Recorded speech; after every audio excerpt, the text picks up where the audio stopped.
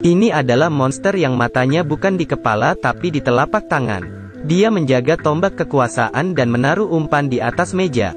Semua makhluk yang memasuki istana itu akan mati. Seorang anak gadis, Ophelia menemukan batu aneh di pinggir jalan. Dia menemukan bahwa mata pada batu itu sepertinya cocok dengan patung batu itu. Dia memasukkan batu itu ke patung dan mencocokkannya. Seekor serangga muncul dari dalam patung. Di malam hari, serangga datang ke Ophelia lagi dan berubah menjadi peri, lalu membawanya ke gerbang kepala domba. Ternyata ada labirin di dalamnya. Ujung labirin mengarah ke dunia bawah tanah. Hiduplah monster dengan kepala domba. Dia adalah faun dan utusan dari istana bawah tanah. Ternyata dulu ada kerajaan bawah tanah. Tidak ada perang di sini, yang ada hanyalah kedamaian. Tapi putri muda merindukan dunia luar jadi dia menyelinap keluar. Tapi cahaya matahari, membuatnya lupa akan identitasnya. Ayahnya sakit dan meninggal dunia. Tapi ayahnya selalu percaya, suatu hari, sang putri akan hidup kembali. Faun memberitahu Ophelia bahwa dia adalah seorang putri. Dan inilah jalan terakhir menuju kerajaan tanah bawah. Faun berkata bahwa Ophelia harus menyelesaikan 3 tugas sebelum dia dapat kembali ke kerajaan. Kemudian Faun mengeluarkan sebuah buku dan menyuruhnya untuk membukanya ketika tidak ada orang. Dan menghilang, Ophelia pulang dan membuka buku itu. Perlahan muncul tulisan dan gambar di buku kosong itu. Dia mengikuti instruksi buku dan datang ke pohon besar. Pohon besar memiliki batang besar, kering dan bercabang-cabang.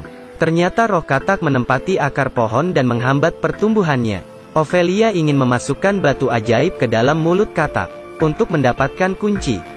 Ophelia masuk ke lubang pohon, kotor dan berlumpur. Bahkan banyak serangga yang menjijikkan di dalam. Tiba-tiba Ophelia mendengar sesuatu dan menoleh. Seekor katak jelek menatapnya dengan kejam.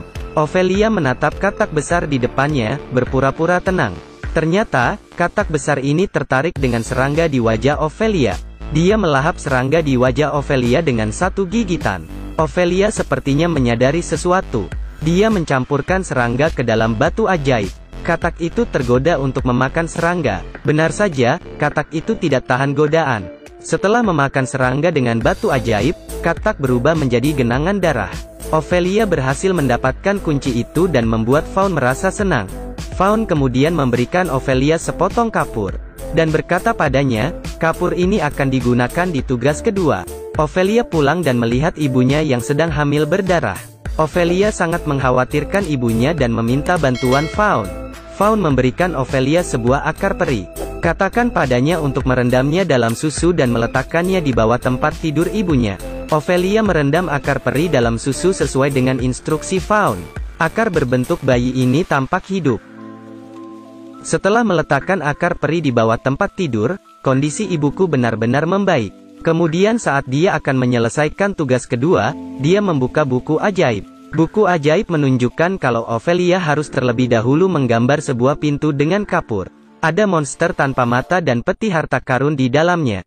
Ophelia harus membuka peti harta karun itu dengan kunci tersebut. Dengan begitu dia akan mendapatkan pedang kekuasaan, dan kembali ke dunia nyata sebelum pasir di jam pasir habis.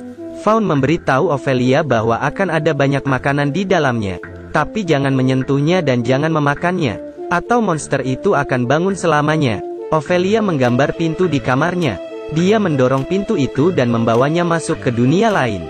Dia berjalan ke koridor aula. Ada meja yang penuh dengan berbagai makanan lezat di dalam. Dan di ujung meja ada monster tanpa mata yang tidak bergerak. Gadis itu tampak penasaran. Dia lalu mengambil piring di depannya.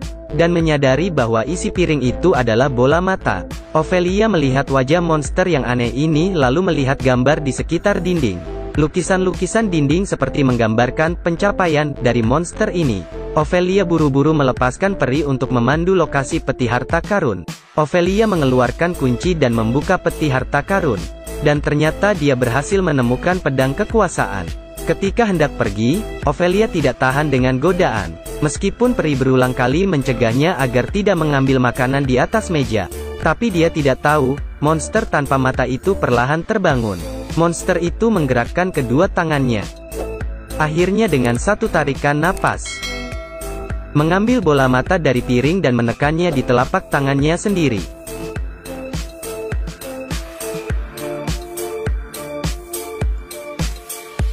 Ophelia masih serakah dan monster itu semakin dekat dengannya.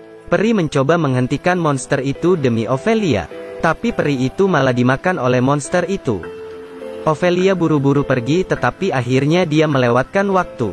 Pintunya tertutup secara otomatis, dia melihat monster itu semakin dekat. Ophelia kemudian dengan cepat menggambar pintu kecil di atas kepalanya. Dan di saat monster hampir menangkapnya, dia berhasil naik kembali ke dunia nyata.